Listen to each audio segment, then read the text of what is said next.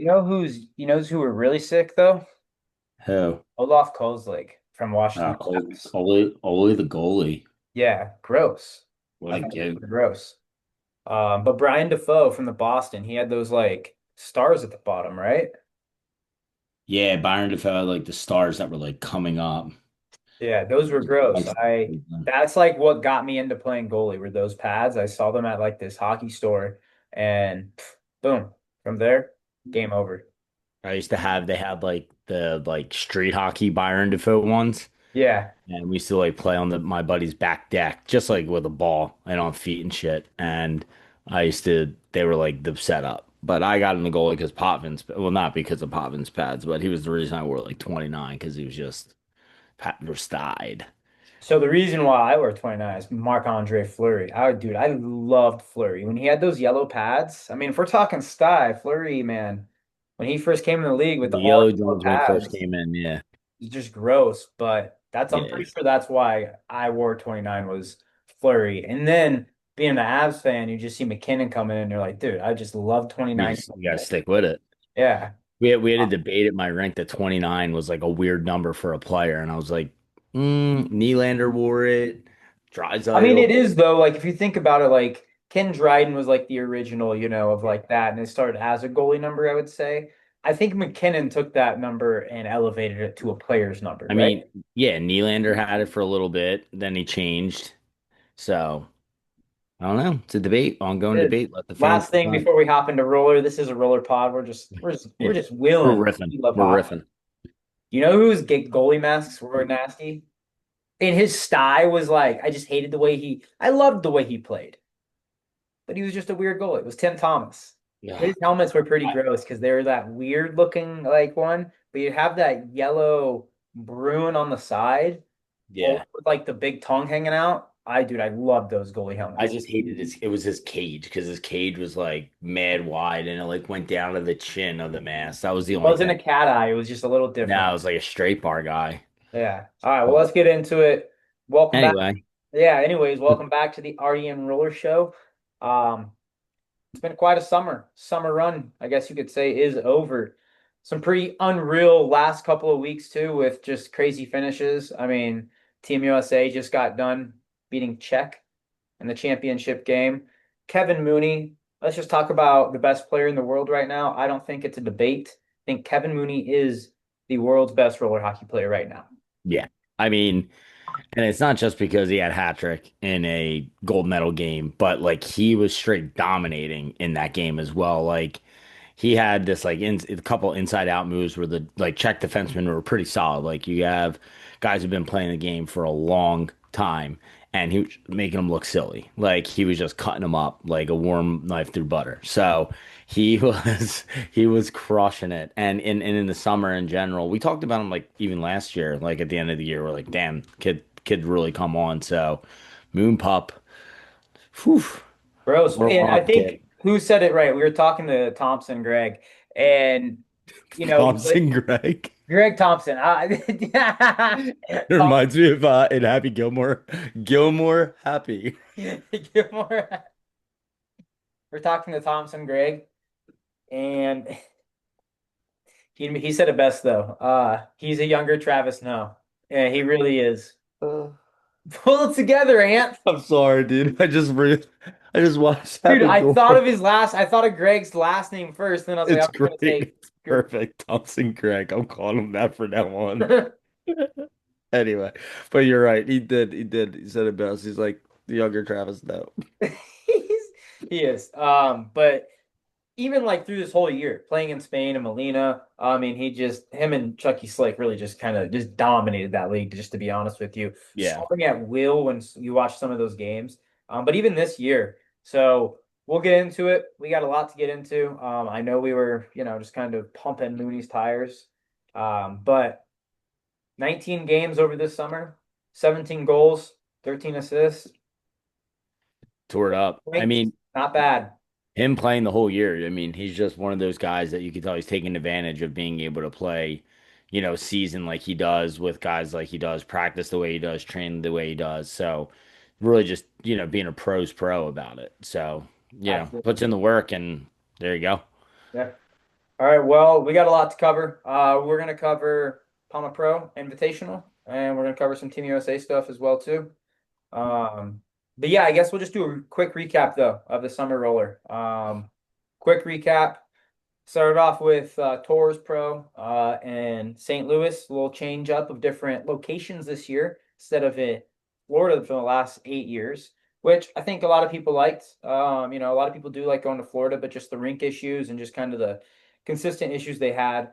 I think they liked that switch up, and I don't know, you were there, and I guess we've already talked about it. So it was a success. And one thing, they had a very high level pro division this year too, Yeah. as well. Yeah. So Car Yeah. Shield ended up taking that Tours Pro Championship 1-0 over the Tour Roadrunners. And surprising, like that was the best showing for the Roadrunners was at Tours. And we're gonna kind of get into that. Moved on to Narch. Narch was about 2, 3 weeks later, which it is nice to have that little cushion between those tournaments. You can kind of do little things, make sure that, the wife's happy at home and things like that. So, I mean, It was not. yeah, Regardless, but took yeah. off to Mexico for 2.5 weeks, by the way. So Yeah. Narch came. Narch was a deep division, though. You had a lot of good teams. One team that I wish we saw more of was that Maven San Diego team. Great team. They tied Palma, and I think that it would have been cool to see that team at Tours or even the Palma Pro play it. They're a very Yeah. heavy San Diego team, Cali team, so sometimes it is hard to get all those guys to go out to another tournament as well. I'll say this about them while we're on them. Their game versus the OC Blades, like we were watching because it affected our seating, right? And that game was sick. It was like one of the last round robin games, maybe if not the last round robin game. And that game was let the bodies hit the floor. Like it was They got big straight. boys, dude. Yeah, there was one guy, I can't remember his name, but a couple guys on my team knew who he was because they played Kinsey, with him. Huh? Kinsey. I'd have to look it up, but this guy was a mutant. So funny story about it, and I'll look up his name real quick if I can. But Louis Furman. he had black earpieces in, right, in his helmet. And it was because he didn't have a black helmet and he just like went to Dick's or something, just grabbed whatever helmet they had. And they were like, dude, you got to take out the earpieces. He's like, I can't because some of the like lower level helmets, they're just like cooked in there. So you have to cut them out physically.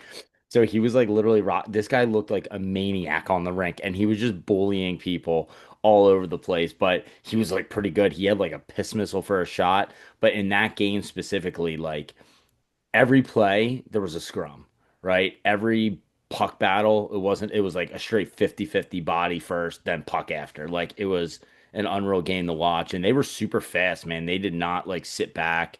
They pushed the pace. They played ice hockey on wheels, right? Pasha, that kid's pretty nasty too. I never really got to see him play. I got to work with him too, so getting to know him was awesome. He was a very humble dude. He was really good. That was just like an unreal game. I just wanted to point out because it was like one of the round robin ones that stuck out. You had the Wheelers beating Carshield. That was an unreal game. You just mentioned Palma tying Maven. So like there was a Even couple. with the OC Blazers, you're talking about them. They had, the Ty Murchison, Aiden Hershock, Oh and yeah, Andre Gassou, all three yeah, NHL players that played for the Bodangles as well. But we were talking the physical playing Maven San Diego game, like that's their game too. So, yeah. And even Ty Murchison, like I was talking to his parents for a little bit, so into roller. It's awesome. oh Like yeah. they love it. And he loves it. Like he put a post up on Instagram, like his whole summer roller thing. And obviously he's a Flyers guy, so like give him a little pump tires. I was asking parents, I was like, hey, you guys gonna come out to Allentown? They're like, Can I fuck get a no. ticket? They're like, fuck no, not coming out to Allentown. But they said if he gets a game in Philly, they would like to see that. But yeah, I mean that was pretty sick to see him back in the mix. That team was they played awesome as well. I know they had kind of had a shit quarterfinal game, but throughout the tournament they were pretty much in every game. They had two ties, I think. That's like the only thing that was my like one little gripe about Narch is just like they still do the 2 point win system instead of the three. But aside from that, like when you have that many teams, you have to do the 8-9 play, and you guys were in it a couple years ago, right? So it sucks playing that late game on Saturday night, but overall, like I thought the competitiveness of Narch was good. You're always gonna have a couple teams that go over. It just is what it is when you have that many teams. But I thought that competitiveness was awesome as well because you had Absolutely, Carshield picked up. Narch. I mean, it was Yeah, deep. It was the deepest yeah, division they had. Oh yeah. And they had, I mean, from I think it was 15 or 16, from 15 to 1, anybody could have beat anybody, and obviously some teams just get hot, and good luck when you're playing them because they're hot, right? Yeah. But in that Narch Pro Championship game that was between Pomelo Beta Golden Knights and Carshield, so the one thing that you kind of notice with that in Carshield is Carshield had Joey and PJ on their team too. They didn't have the they didn't have No Black Knight didn't speed. go, two Roadrunners didn't go, so they kind of obviously just jumped on their team, which made it a different look too. One thing that I kind of was saying in the blog that I wrote was if Spezia is there for Car Shield all summer, they possibly sweep all summer. He's like Yeah. a max to what He's the nice. Roadrunners are, right? Yeah. So Spezia is just unbelievable. He's fast. He makes so much more plays. It gives, people attention off either a Hawkins or just somebody on that offense that can make plays, right? And he's sometimes just that difference maker. So interesting to see, if Spezia is there, what happens with that Car Shield team through the summer. But that pro championship game, that was a sick game. That Palma and Car Shield, they go at it. Oh yeah. And it was one of those where like it was only 2-0 after the first and then in the second about halfway through I think is when Palma got one from Scotty who was clutch all summer with goals, right? Savage was burying pucks even in tours he had a Top huge goal. defenseman of the year, bro. Yeah, he is. I By the mean, people, for the people. we talked to him at State Wars, and you guys will see in the interview. We talked about his injuries and his comeback and his ups and downs and battling through it. And Scotty's like one of my good friends. Like every time we're at a tournament, we're hanging out, when we can. But he had a goal that kind of got things started turning things for Palma, and I think Carshield just started pushing, and then Palma's the best quick strike team in the game, right? Like you make a mistake against them and you're caught three deep, they're burying the other way like 80% of the time. So, Look at their offense. um, It's like yeah, waves. yeah, exactly. So no got one. Bomber actually had the underrated play with Bomber was a pick he set for that Savage goal, I believe. So, and then he got his own assist on Travis's goal, and then John ended things off, but they just looked like they were on a mission. Carshill was a little beat up too, from what I understand. Like they had some injuries that they were battling.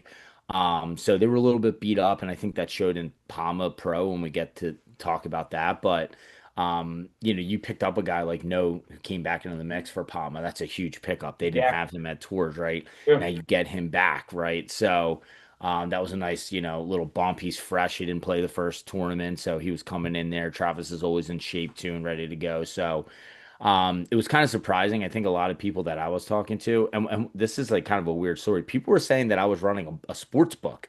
They're like, yeah, go find American. He's running a sports book.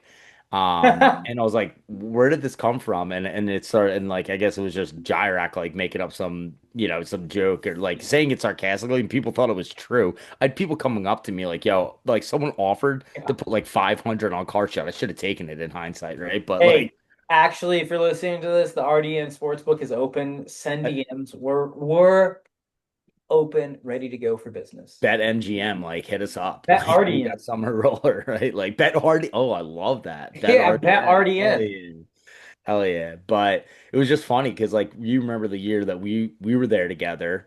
We did like, cup game, right? Or dollar bets, whatever it was, and we had like a huge list. I remember I still have it on my phone, like a huge list of who everyone was picking for next goals. I Yeah. thought it was so Oh fun. yeah, the dollars. You send the dollars around. Yeah, so that's always fun to do. Like I think I mean that back end of the rink, it's like always has like a little bit of a party going on because it's away from the front and stuff. So, but that was cool. It was cool. It was just funny story. Like people are like coming up like, "Yo, I want to put 500 on car show." I was like, "What are you talking about, dude? I can't I would have said, yeah. I'd be register like, yeah, that." dude, give it Yeah, to like me. Dom's Give not it going to back. college if I wagered that thing. So like, let's settle down here. It's But true. All right, well then, yeah. So dude, I messed that up. Hold on. So yeah. Also, moving on to PAMA Pro Invitational. But first, before we get into the PAMA Pro Invitational, kind of talk about the PAMA Pro Play-In. PAMA Pro Play-In, the teams to get into the Invitational. Which, I mean, I will say it would have been nice to kind of see those live streams. I would have loved to watch that tournament, and I get it why it's kind of obviously hard. But it is pro, right? So. I just don't, Yeah, I agree. I you know, 100% so it would agree. have been cool to see that. But you had Lebeda Freeze, Skittles, Mach 1 Chemistry, Carshield Blast, Ringster Blood and Feathers, Champion Wheelers, Ringster, and Lebeda Swede. Going into that, I would love to watch that because honestly had no idea who was going to win. My picks, I mean, it's like I think it was Freeze and Skittles are who I were picking. Yeah. Freeze just because they have the most pro experience, the pro roster, they have the pieces, right? Champion Wheelers, I thought we're going to make a run. Just based off of how they've played. They played great at Narch. They have a very physical, heavy team, right? Um, but it was weird. Like Skittles just, I guess just they just did not show up, you Yeah, know? they wound up blowing a game, and it was like weird because I think they got kind of worked in it too. Like I was very interested. Like they were missing a couple people as well, but like they played the Carshield Blast and they lost 6-2, and that Yeah. basically took them out of contention, right? And that was the game that broke their back. And then like you're figuring, okay, well, they're the team left in the play-in because you got to remember there's still a whole nother tournament that goes on, right? Yeah, Where you got five, potentially seven more games. yeah, so you played 5 games. Like you get your bang for your buck. I'll say that in that play-in. But yeah, and then they beat Chemistry. They beat Sweden. So they had their wins and stuff like that. But that Carchill Blast game was the one that broke their back. They wound up beating the Wheelers, and then Ringster beat them 4-1, which is interesting because that Ringster team lost a bunch of guys at Narch. So a bunch of guys got hurt, and then they found themselves in the championship So regardless. They that picked up our Ringster boy team, Johnny like Waring. our boy Waring, Yeah, funny. out of nowhere, out of left field. He said he was just hanging out. He got a call on like Wednesday and like, yeah, do you want to play PAMA Pro play? And he's like, I'm in. And he just showed up. So But you know what that kind of team was? That was like a an older Connex team it out was. there. You Yeah, know, absolutely. Katui's, then you had Waring to it on that team. But Yeah. yeah, it was with that with the play-in, the Palma Pro play-in. You had Lobeda Freeze winning their 3 games and getting to move up. Carshield Blast went 2-1, and they moved up. So then they added to the Palma Pro Invitational. They're the other 2 teams. To finish out the play-in, though, um, the Blood and Feathers kind of just went on a run. Yeah. And they ended up winning that. They beat the Rinxer in the championship game. Yep. And that's one thing kind of want to talk about with the standings that we were doing with that is, you know, there is an asterisk next to that just based off of those 5 wins. Yeah, they were in the Palma Pro play-in. Those are pro teams, but technically not against the top 10, right? So Right. Right. them 100%. winning that Palma Pro play-in, that do they get that invite automatically next year, or are they just back into that Palma Pro plan? So there was some discussion kind of going around just because of like Roadrunners not qualifying for playoffs, right? Like, and they're a team that, is a legitimate pro team. They were in Tours Pro Championship, right? Yeah. Like, so there was some talk about that. Like, should the two teams who make the final the previous year automatically get put into the Palmer Pro Or and just you the rotate? winner. Or the winner, yeah. However, I guess it would have to be an even number, but again, they can always invite like, a France or something like that to come and fill that last spot. But let's just, for the sake of the conversation, if it was like the two teams who made it to the championship and then you go to 10 teams the next year, right? And then, kind of send it back to the 8. So it's an interesting thought behind it because um like you said, you put an asterisk next to it because those teams, and Tim said it in his interview before Palma, like those teams play pro in other tournaments, right? So you consider them still pro teams. Like Champion Wheelers made it to the quarterfinals and at Narch, right? They didn't play tours, but you had these teams. Chemistry was in every pro tournament, right? So it was interesting, but like no Black Ice 2.0 who won it the previous year. Yeah, so Um, why didn't the 2.0 go? I think they just couldn't get commitment from everyone. So you wind up seeing a couple of guys kind of bounce around on different teams. Obviously, like Vio and Miro are super close. So like, like they're gonna pick up guys from chemistry that were playing Black Ice 2.0, vice versa. Like it would work either way.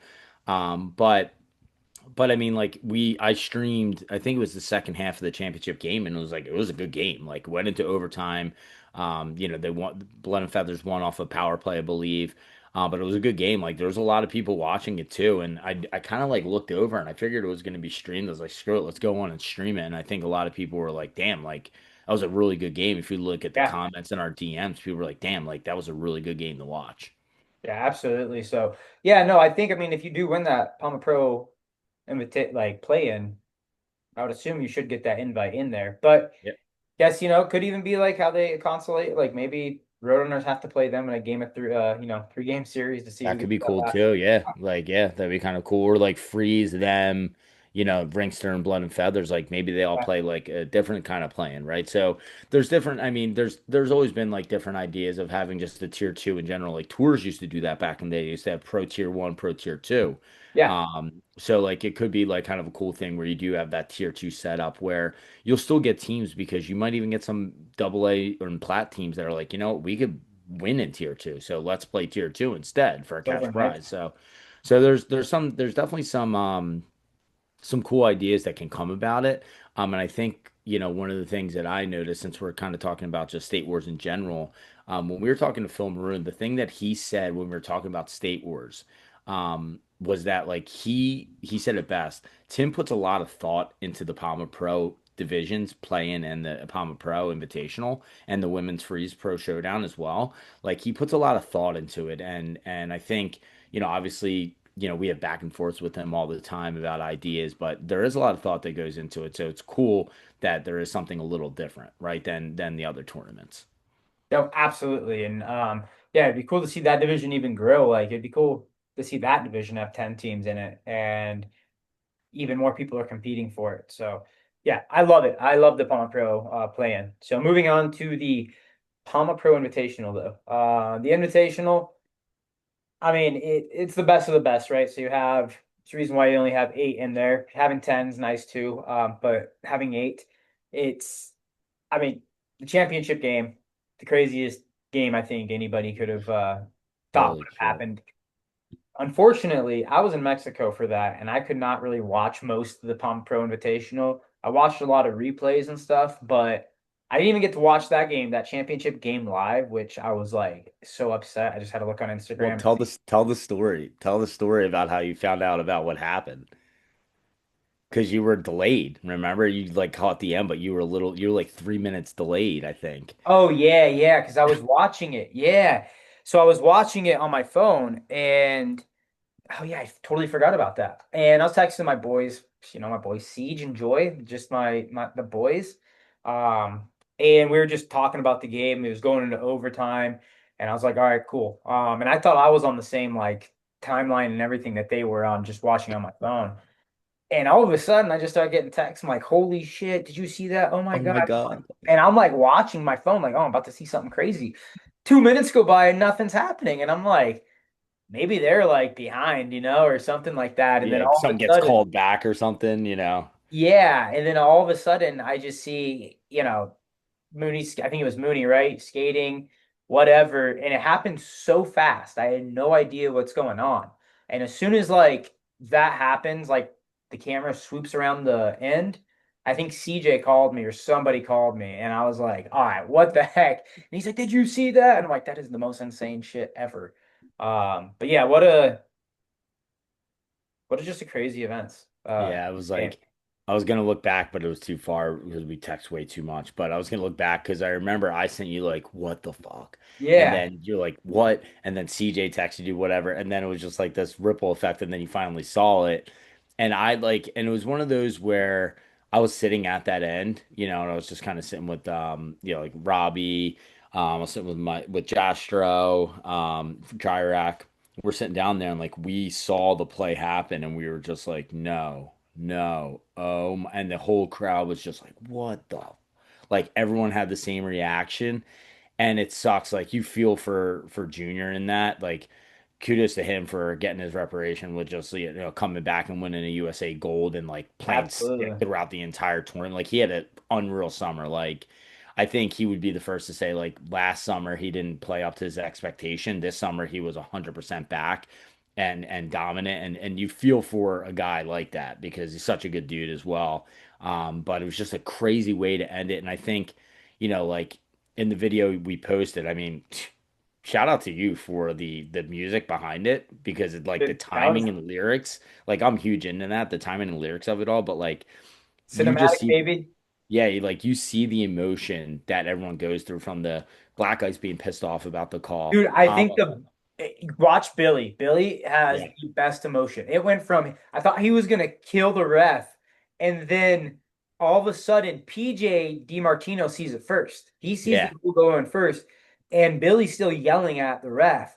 And then all of a sudden it's just like you see Clay fall down. It's the craziest thing in the world. it's And you feel so bad, right? yeah, horrible. That's the game, man. It's just the game of inches. It's just like the game's gonna give it's just crazy. It's hockey, man. It's a game. Yeah, like it does it, and it's and like I said, you feel for the guys involved in that on the Palma side, but I think a lot of people before the tournament are saying like, ah, Palma, like this might be the last chance all these guys play together, but I got news for you, it probably ain't now. It ain't now. It ain't now. Like they ain't going out like that. I can tell you that for free. So, And you do got to give kudos though to Black Ice. oh yeah, Black Ice going into tours, uh, they always start off, just a little shaky, right? Black Ice is always they're not a round robin team. They're a playoff team, and they mean business on Sundays. Good luck beating them on Sundays, unless you're the Ducks. And so the PAMA right. Pro Invitational, they went 5-1, right? So 5-1, playing them on Sundays, that's a scary thought. Um, that championship game, though, that was one of the better championship games I've seen or got to like rewatch in the last couple of years, just because the goals, and it was like a back and forth, right? Yeah, 1-0, 2-0. That's the championship games the last couple of years for a lot of these teams, and it's like it's a great hockey game, don't get me wrong. But this game had everything in it, goal scoring from early, in the first and in the second. What was it, 2-2 going into the second? yeah, yeah. And It's a 4-3 game, which is a perfect hockey score by the way. exactly, and it's from the start to finish. It's two of the best teams that know each other so well going at it. It wasn't just we're sitting back, we're not, waiting. We're gonna go at it. And you know, one thing, shout out to Kraft. Kraft really just moved back to D. Yeah, Like exactly. watched him really all summer. You kind of seen that him kind of move back playing D. And I Brent think Burns it, dude. what Brent Burns it. Went from forward to D, and like he is the best defensive, like not the let's just say one of the that's best, yeah, defensive forward in the game, right? So if absolutely. anybody, it's he can do it, but the fact that he was willing to do it, I think, just goes to show you why he's the captain of that team, right? Like willing to be He's like, hey, Kraft, I'm bro. stepping in. The reason why he's on Team USA. There's a reason why he led his chaos team to a PIAL championship in the first year. His IQ of the game and Jason Miro is one of the like the craziest combo ever. It really is.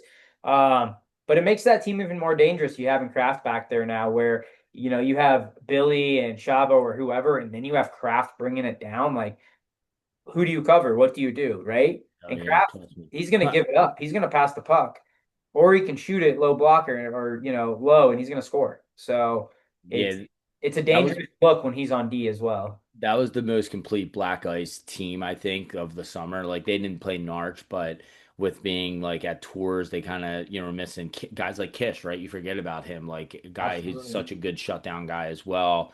No PJ, I and don't. Bomber didn't go though. Bomber didn't go to tours no, either. no, he didn't go. So like So now you have all those guys back.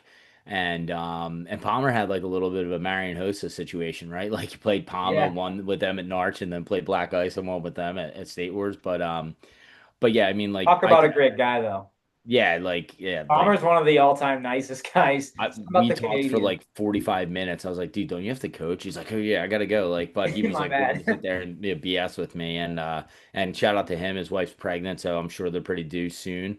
But yeah, like I was gonna say, Black Ice is probably the best team at playing tight games. Like Palma is great at trading chances. They're the best team. Like if you want to get into a run and gun, Palma's it, right? Black Ice and I would say Car Shield are the best two at like playing those controlled tight games. Yeah, And Black Ice beat Car Shield in round robin. They lost to Palma in round robin, but like they had tight games against the Blast. It was only a 3-2 game, right? They played Roadrunners who it's always a kind of, a tug of war between those two. They kind of, started taking it away at the end, beating them 6-3, but Black Ice, deservedly so, winds up with it. And it's funny because they're another team like, remember State U versus a couple of years ago. This might be the it for Black Ice, blah, blah, blah, blah, blah. And then they go and win a PAMA Pro championship. So we're back. We're Yeah, back to square one with them. So, yeah, Chinny, let's give another shout out to Chinny just because, dude, turned it on. he was getting peppered at points in that game. Like, and not just like in shots, but shot quality, right? And Chinny stood tall, and he's another one who, when the game it comes down to it, he's that guy that like you can be like, oh, we got Chin in that, like we're good. Like he's gonna make the save that we need to make, and make some that he shouldn't make as well. So. Clay did the same thing. Clay got pulled against us in round robin and turned his tournament around after that. So he's another one who's a big That was gamer. a crazy game too, round robin game that Palma and Yeah, our game was banana land sandwich. So I mean, to go to a shootout with them, it was just like crazy. But, back and forth, we were up and they just battled their way back. And it's just like there was a bunch of really good round robin games. I mean, that Car Shield Blast team, they came out, they played and really that good dude, against that freeze everybody. team too. I mean, I gotta, Breeze played sick. Yeah. I got to give a shout out to a couple of my boys. I mean, Jonathan Joyce stood on his head throughout that Palma Pro play and and helping them get there. And then Chuck kind of took the reins from there. Just I think some injuries or something. But Yeah. Joy, it's got to give a shout out to my boy. Very happy for him getting that chance and stood on his head. He's a guy I look very highly of. He's an unreal goaltender. So I'm glad he got that chance Yep. and having somebody like Chucky Robinson to split the net with, it's two sty goalies. I mean, I don't think you can get Oh yeah, better sty in the league than those two, you know. And you always then colors or clash a little bit because your RDN colors are a little yeah, different, but like but talk about it's matching complete though. setup. Yeah, Yeah, yeah, he looked like he just got traded. Like he just yeah, got traded, new gear to RDN team. traded him to the Freeze. We didn't get anything in return, but we got a guy to watch. We heard So you got some IDS pucks. I got a Next, couple. Yeah, bro, they're right here. get some IDS. There you Um, go, puck bag. so yeah, no, I got a couple wheels, mission wheels. So one thing though that I do got to give a shout out to is Merrick Lascott and Jakob Bernard. Just two beauties from Czech as well coming over for tours and for Palma Pro to play. And those guys love the game. They were rooming with Joy and just like Joy just tell me the stories. Yeah, they're Joy and those two were roommates. Oh my gosh, what a Yeah, crew so that is. yeah, Joy's just like I told Joy because he was a little nervous. He's like, dude, I just don't know, like if they're even gonna like me. I'm like, I'm telling you right now, Jakob is one of the nicest dudes you're Oh, gonna he's the man. meet. Yeah, he He is loves it so too. cool, loves roller, loves everything. And day one, he's like, yeah, man, I guess we push the beds together so we can have a mega bed all together. And No way. yeah, just super European checks. Oh yeah. I guess I think Loscott ordered the All-American breakfast from McDonald's and looked at Joy and goes, All-American. And just, Yeah, he acts like he doesn't. So Jakob says this all the time. He's like, he knows, like, he understands English, but he acts oh, like he doesn't. Like, yeah. he acts like he can't speak English, but he definitely understands it at least. And Jakob's got pretty good English. Honestly, he'd be great to get on just to kind of talk about him. He played with his brother in the David's World good too, Games. Bernard. Yeah, they look identical. It's crazy. Like when they were like in a picture side by side, I was like, oh my gosh. But Jakob, yeah, he's another one. He just loves the game, man. He's always talking about it, talking about teams, asking me questions. So he's another one. He's a beauty. He loves the game. Plays pro ice and roller at the same time, like when he's playing in Italy. So like, Yeah. he's a guy who's in it, and he had a nasty play. It was in the play, and he like made a kick pass to Lascott back door. It was like ridiculous. Jakob sent us this picture after the Oh my God. Yo, you know what? So it's funny you say that and he sent us because this too. it's funny you say that because, obviously like it's a battle since we're like you're bringing up the world stuff now. Like those guys, like even Sebek, like he was like smiling in his picture. Like those guys knew that that was gonna a 50-50 game, right? Like at the Yeah. end of the day. So I they was were just, yeah, they're all pretty grateful, those Czech guys. Like they're very grateful to like they don't get to play top competition year round like we do in the States. So they're pretty grateful they get to play that USA team. Obviously, they didn't come out on the right side of it, but it's funny you send that picture because like you would never know if you didn't see the gold medal, you would never know if you they won never or know. lost. They're just appreciative And of it. another team you got to talk about too. Let you know what let's just finish Palmas Pro because we're gonna Yeah, get into yeah. it. Sorry, Okay. sorry, sorry. So, um, with the PAMA Pro, giving the shout outs to those teams. Let's move into the playoffs and kind of, if you want to kind of the semi, let's move into the semifinals because I watched those and I want to talk about those. You had Conix Rage Cats versus PAMA, and then you had the Wings versus Black Ice. I want to talk about both of these games. I'm going to lead off with the Wings first. I think I felt for this game with the Wings. I felt this was a big game in particular for Teed. I think Teed was so pumped for this game. You're kind of playing your old team in a way, you know what I mean? Oh yeah. Black Ice was even more pumped. Yeah. And there's a player on that team that I know was more pumped than anybody to play that game, and um that's a hard game to play, especially as a goaltender. Playing against your old team, you got a lot of things going in your head. But if there's anybody this whole summer that led his team to victory and made his team get to where they were, it's Jimmy Teed. I gotta say, Yeah. I that mean, guy yeah. stood on his head all summer. There is like saves he was making at Narch that I was like, dude, this should not even be like nowhere me safe. And this was a well executed, angled save, not like barely getting a stick on it. No, puck to chest, fully covered. Yeah. And Yeah. just got to give my kudos to Teed first because that Yeah. kid He played played out of his unreal. mind all summer. Listen, I got to play two of three with them, and he was definitely a huge piece to the puzzle because he's a guy that we haven't seen in the pro scene for a couple years, right? He That's been last year, about yeah, 2 years, and even before he's backing up Cheney in a way. yeah. But one of the things he said to me, like, as we stayed together at tours, he's like, you know, one of his big, like, I guess you would say, like, coming out parties was at Narch when he won for Black Ice, right? When Chinny wasn't there. So, like, he knew he could be in a starter role and carry a team.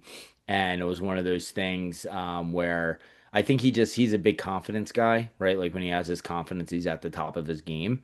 And I know from playing in front of him, right, that he is a guy that communicates a lot. He's actually super vocal in the locker room, which isn't like a lot of goalies like aren't super vocal, right? They kind of keep to themselves and just like worry Not about me. stopping the pill, right? So yeah, you're very vocal all over the place, but he's super vocal in the locker room, and it's not just like, come on, boys, we need to be better and like, oh, like hit the net, like stupid generic stuff. Like he talks about systems, he talks about gap controls, whatever it may be, like things that are actually legitimate, like gameplay scenarios, which I thought was super interesting because he stayed in Philly Hey, once during COVID, right? During the pandemic, and he had to stay in Philly. So like he was pretty quiet is I guess what I'm getting at. And then I got to see the other side of his game side, right? And totally different person. So um he had a huge summer in general, like just speaking from the wing side, like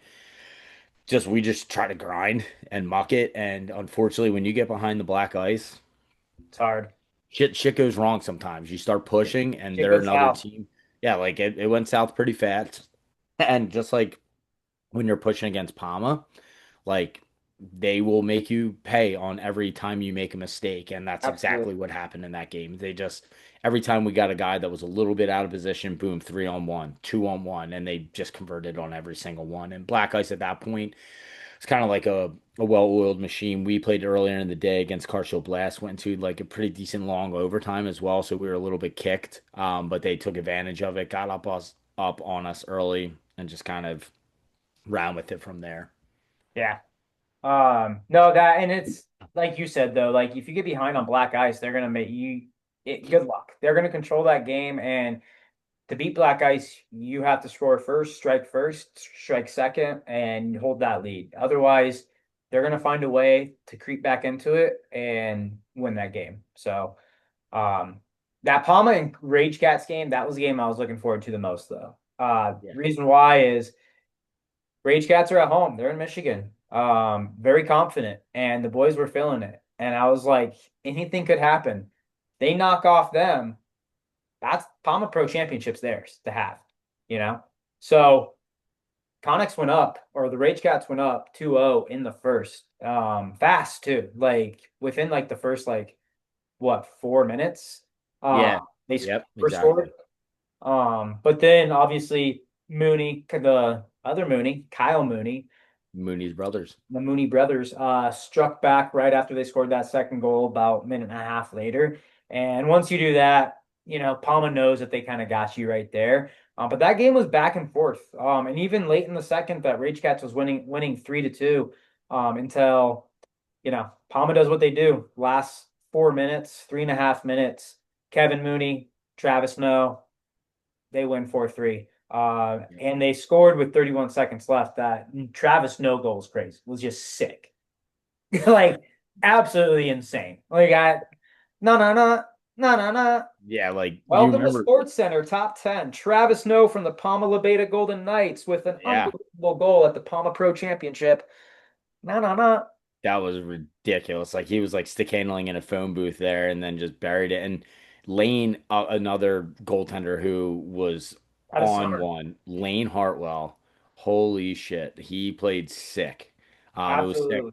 I was with all the little Alberta kids. I don't know what birth year, but they were cheering him on. I had it on the story. They're like, "Let's go, Lane! Lane is better!" Like huge chants and shit. Just and then the one kid was chanting so hard he like smacked another kid's nachos that went all over the place. It was like a cool little it was just like a cool little experience. So, they played sick. That game was awesome. That was like, one of those where, you know, it could have gone either way, like you said. Palma, once they got those two goals back, before the end of the first, I think they knew like, okay, we've settled into our game, Yeah. right?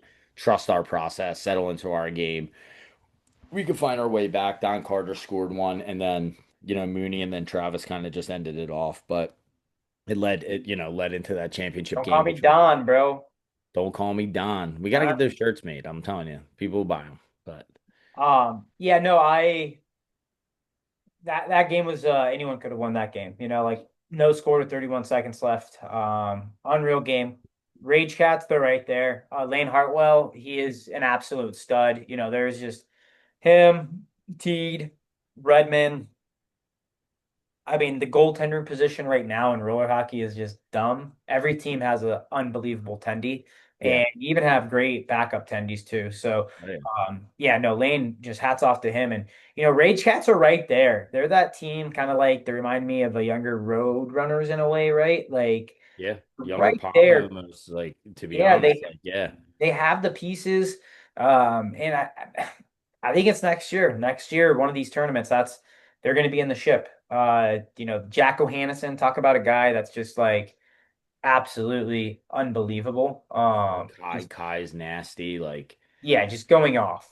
yeah. So yeah, they have a really good team and they play well together. I think that's the biggest thing is they really do like play this like fluid game. It's really cerebral in the way they play. So it's it's awesome like how. And I was talking to a bunch of the guys that are older in the division about this at Palma. Like, the game's just changed so much. It's so much faster. It's so much more skilled. So it's cool to see like the kind of the switch over, and start to see some new teams starting to make some noise. It hasn't translated into any championship wins. We've had Black Ice, Car Shield, Palma kind of really taking the reins on most of it, but you're starting to see teams be relevant, right? Where before it was like, oh, so many blowouts in round robin, and those blowouts are becoming fewer and fewer, and that's what you want to see. It doesn't only one team wins, right? At the end of the day, so like it's not easy, obviously, but it's starting to see like less and less blowouts, which is awesome. Tighter and tighter playoff games, which is awesome. Like a team like Carshield Blast took us to deep into overtime, and they were playing team, right? And Tim said it was like, hey, these playing teams have a chance to win as well. Like it's not just the teams that are already in the PAMA Pro playing. Like there's other teams that have chances to win. So yeah, I mean it was a great summer. I mean, I got to do all three, so I'm obviously grateful to do that and just be part of the community and kind of just not to give too much away, but like in the little documentary that we shot, every single person, the one thing they said is like, man, the roller community is so much different than the ice community. It is so much more tight knit and friendly is not the right word, but like you could tell everyone really cares Open. about. Yeah, exactly. Yeah. Open's a great way to It's put it. it's just different. Like, and making made a good point there is be on the lookout for our documentary that we shot with boy Nick Dobo, in conjunction with State Wars, but it's a Roller Dad news presentation by Lamplighter as well too. Got to get that in there. Hell yeah. This is something different. Yeah.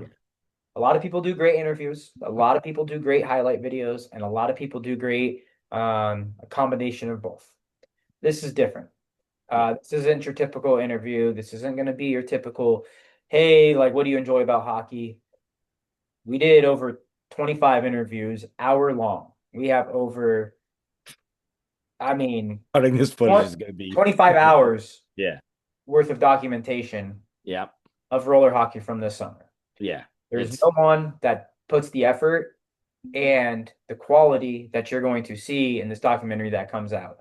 yeah. And this is based on, the PAMA Pro Invitational first kind of started off following PAMA Pro since they won it the previous year, the men's and the women's teams. Yeah.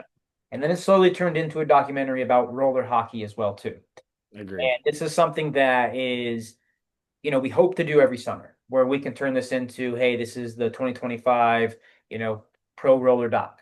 And then next year we can do the 2026 and maybe we follow black ice or maybe we do this, but we're going to give you a look into the scenes of the roller guys, the pro guys, from Travis Noe to the Mooney brothers, from to Alicia Cadiz to Nicole Giano, to Brooke Bryant. I mean, the list goes on, from all different types of players. So I know I've been rolling on about this, but It's it is so it's sick, and yeah, I I'm think super excited for you guys to see this. And one of the best interviews, Phil Maroon. yeah, dude, it was. I know he's He and I cried. yeah, like yeah, he's a goofball like on camera and he's the first to admit it. Like he says outlandish things and that's why I love him. I think it's hilarious. One of Like, the one of the best announcers. I dude, love watching it, it now because of the stuff he and says. he spaces out sometimes, we know. Like it is Yeah, what it is. yeah. But like he said some really intelligent things and like you said it turned into this whole thing about Nick, my buddy, who he got to meet all these guys. He's never met guys like Travis, and Travis throughout the tournament came up to him. He's like, hey Nick, how's everything going? Like throughout the entire tournament, talked to guys like even guys like Nick Boyorski and Fabio. Like he got all these different personalities in there to just talk about kind of the love of the sport and roller hockey, but Him like and Thompson Greg too. yeah, Thompson, Greg. Yep, Thompson Tim. Greg. Like there was a bunch of different people in there. Like, and then one of my like ones that I really enjoyed was talking to Mr. Heffy because he is someone who got into roller hockey late and he literally said he's like, I wish I would have done this my whole life. He's like, I enjoy roller hockey more than I've ever enjoyed ice hockey. And that was like one of those moments I was like, fuck yeah. Like he gets it. And he's a guy who literally came up to me at Narch. We kind of ran into each other and I was like, hey man, like I just wanted to introduce myself. He's like, I fucking love what you guys do. And I was like, hell yeah. Like, this is a guy who's his own influencer, has his own following, and got into roller late, got hooked up with the champion dudes, and just was like, dude, this community is unbelievable. It's unlike anything I've ever been a Goat. part of. He compared it to like, he's like, skill here. He was a guy, he said the skill here is like playing Division 1 ice hockey. Like, this is how it felt. Like, every shot's a chance. Like, it's Yeah. really cool. Like you guys will get to see it once we put it all together. It's obviously going to take some time to go through it, edit it, and we've been 30 watching these. hours of stuff. Yeah, we've been watching the Travis knows raw goal. Yeah. interviews. Yeah, like we've been watching these raw interviews, and like we could put these raw interviews out tomorrow, and like people would be like, "Holy fuck!" Like these are really cool. So, Like I said, there's um, a difference between these interviews and everyone else's. yep, Anyways, so let's move on to the World Championships. I got to get going. I know you probably yeah, got. same here. Yeah, she wants a sweet treat. She says Okay, so. well, hey, Whatever. what's a sweet treat, ladies? For her, it would probably be like frozen grapes. Honestly, I don't know. Frozen grapes? Why don't you just put grapes in the freezer? We do. Like that's what she probably wants me to bring our frozen grapes. Okay. But If Alex asked for frozen treat, that means I'm going to the store to get ice cream, or we're going to get like some crazy Mexican shit that I have no idea. So yeah, yeah, that's happy wife, happy life. yeah. Well, you got to make Kimmy happy. So whatever Kimmy needs. Yep, gotta All go right. Well, up. let's wrap it up. Let's talk about the World Championships real quick. I want to talk about two things, two topics. Okay. One, and I think Namibia is an up and coming team. It is great. But that's another team that you talk about, like Czechia, that was like, you would have thought they won the gold medal, Yeah. right? Yeah. Oh, Like, yeah. Like, and I get it. I completely understand to where they were from and where you come from, and to make it to the world stage being the third best in the world. So unbelievable, oh, unreal. yeah, And I think that's just the thing though with Americans and us is um we're not satisfied unless we're first. I truly think that's just us, right? Like 100%. And uh, everything. And if everything with in life. everything. And if we, I don't know, I think if USA would have lost, I don't think they're going to act like Czechia. I just don't. I No. don't think that's going to happen. And that's just the expectations that we have set for ourselves, and it's just how it is. That's just our culture, I guess you could say, right? But you see these other countries, man, and it makes you like think you're like, holy cow, like these guys are maybe just so much more happier than we are, but they took third place and they were just ecstatic, and that's a cool thing to see. And the game's in a great spot, especially with players like that are super pumped to be where they're at and what level, and they know that they could be at a different level. It's just I don't know. It's just cool to see that the people are pumped even if they're taking third or second or fourth or whatever. Yeah. I mean, we talked about Chinese Taipei a couple years ago, right? Like, how pumped they were, like, winning the junior championship, and now like their men's team, you could see like They're good. they gave USA like a tight game in that round robin. Didn't they didn't wind up qualifying or medaling, right? But I think they lost to Italy, I want to say, in that yeah, sixth game, right? yeah, trying to follow that tournament was like, Yeah, talk about holy way to shit, grow the dude. game, guys. Yeah, I mean, I think a lot of people in general are just upset. Like, I couldn't even like cast it to my TV. Like, Huh, it's like, what are we doing China. here? Why are we putting a firewall up like that? But yeah, it's just one of those things where, going back to your original kind of conversation, like, a lot of these newer teams in the international scene that are making their way, like it used to be, Spain was kind of like that for a while, right? Spain was one of those Spain wasn't teams. even in the tournament.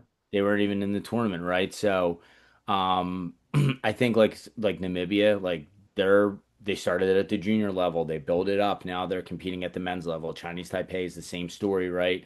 But it's not having Canada there is crazy, right? Like, Yeah, we got to get um, something going on up there. Like, yeah, we that's long overdue. so let's talk about this real quick, okay? So we're gonna put a little about let's do about 5 more minutes, okay? Okay, yep, So in our comments, there's a beef going on in Canada. We just got to figure out what's going on, but there's a beef going on in Canada, and the one side is not like the other. The Ontario side is not like the Vancouver side, and in between, good luck.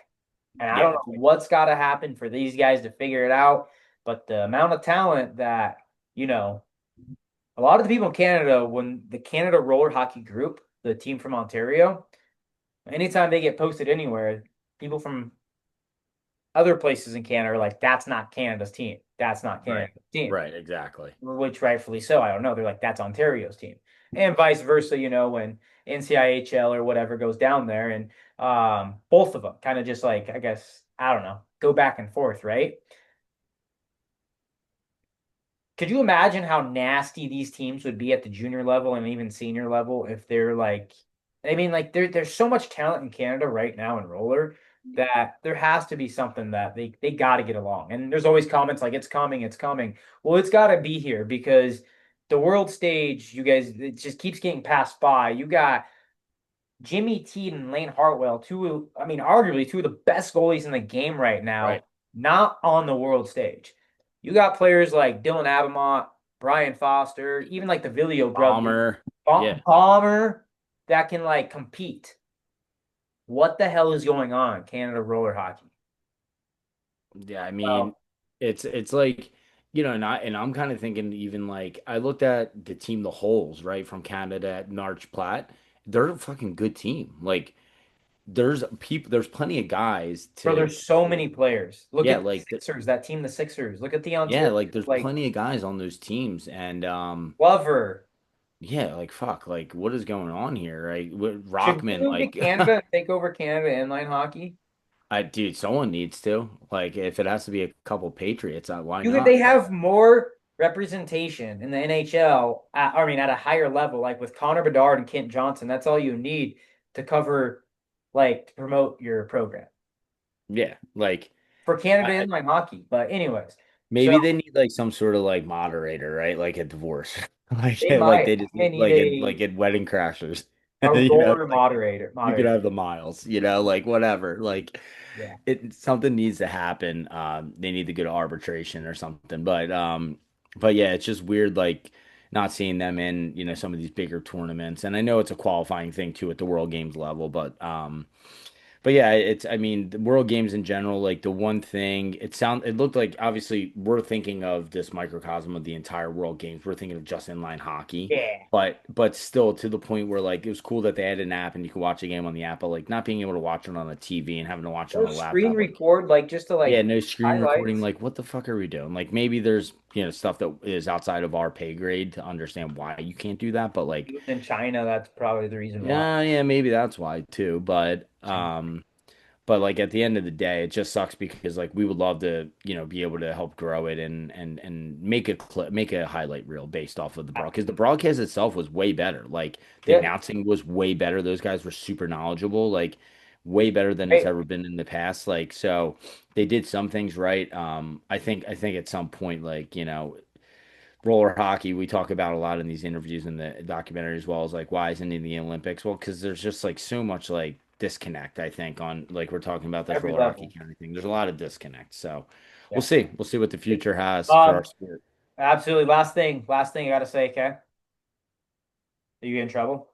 No, no, no, no. Okay. So, just a hot topic. Gotta bring it up, talking about the World Game. So, it makes you wonder though, okay? The top three pro leagues that have pay pro leagues, France, Spain, and Italy. Not in the top three, not in the top four. Yeah.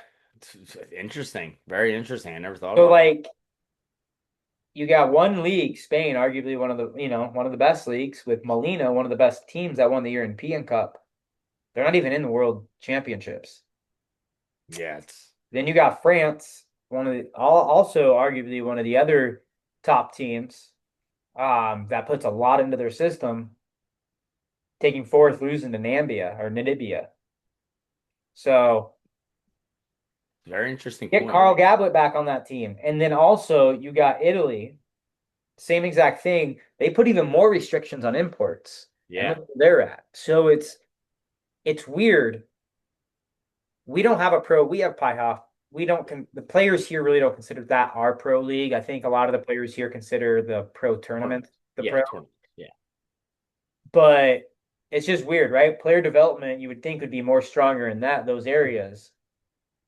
But Czech, I don't think they have any. I think it's just they pick their pro players from all over, right? So Yeah. it's just Yeah. very interesting to see you can put so much effort into it and you're still not even like. Yeah, it's I never thought about that. It's really interesting that like not one of those teams even medaled. Like Yeah. and like I like we lost Italy at the World Skate Games a couple years ago and like that was when there were no restrictions. So it's not even just about like the Italian players are good, bad, whatever, and different. It's like it's more about like when you bring some of the imports over that it just raises the competition of the entire league, right? At the Yeah. end of the day. And France, France probably, should have medaled. Like it's just, Yeah. according to like, if you're looking at it, you're probably like on paper, okay, they should have medaled, but they have a lot of imports, right? And that's one of those things, they rank the highest out of those teams that we're talking about. But yeah, it's one of those things where like you talked about it, I think a couple podcasts ago, like it would be sick to have some of those teams come over here and play like one of these American tournaments as well, Yeah.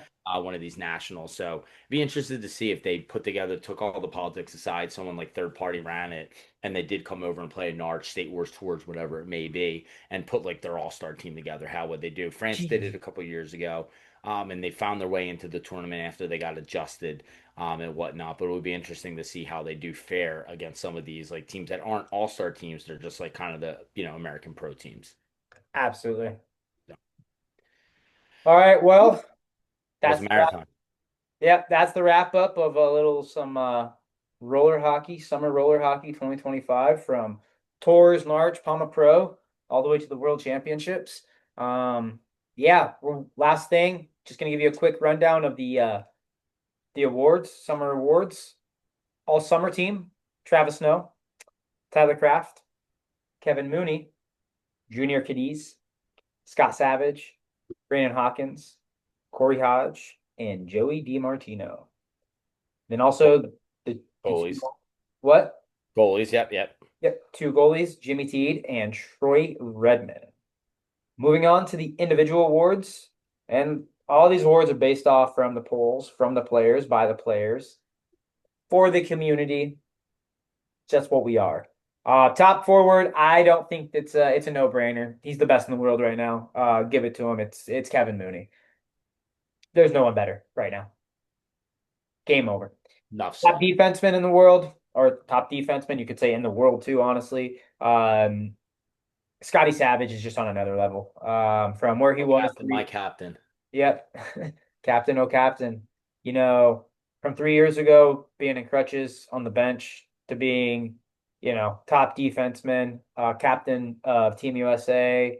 Uh, Unbelievable story, an unbelievable run for the guy. So, and then moving on to the top goalie, we talked about him a lot this pod, but um, Jimmy Teed is just unbelievable right now. There was nobody better than him all summer long. Obviously going to 9-5, and you see like, oh, okay, only five losses against the best teams in the world, and in those losses stood on his head. And he really, probably stole a couple of those wins as well too for the Yeah. boys. And that's another team that's up and coming. I mean, the Wings, they're in the Final Four, of the last two. So that team's hot. Yeah. Be on the lookout for them the next year. I mean, the Bennett Bros too. Yeah. Them on your team. Yep. We're moving, kind of moving things in the right direction. And you got Griff on the team too, boys. I'm telling you, things Griff hot. hockey all Griff. over the place. But yeah, and like a personal shout out to the coach of that team, Eric Hawk. Like he just loves it, man. He sent us a cool little thing that he built for us as well. Oh So yeah, we'll post that as well too. yeah, Yeah, because yeah. he's like just so into it. He's still texting me about losses and game footage and plus minuses and shit. So the guy is dialed, bro. Like dialed in. Dialed in. So when Um, I know we kind of talked about it like in the fall, like kind of during the quieter months, maybe doing some history of roller hockey type stuff, pro beach hockey, RHI type stuff. So he'd be a great guy to get on because the Wings, like you can go buy their like t-shirt like or it's like a tank top jersey from like back in the RHI day type thing. So like they're a Sick. team that like he's been around for a while, been around this game. So he'd be a cool guy to get on, but he just loves it, man. He's such a good dude. So personal shout out from him and then Absolutely. and the Great. entire community. It was a sick summer. I was so fortunate to get to do all three, and I'm just happy that I gotta let the body rest a little bit here because those Yeah. back to back weekends was fucking tough. It comes fast and it's over, and that's one thing that I think which sucks, but is that's roller for you. That's roller. That's right, All fucking right, right. guys, we'll catch you on the next pod. All right.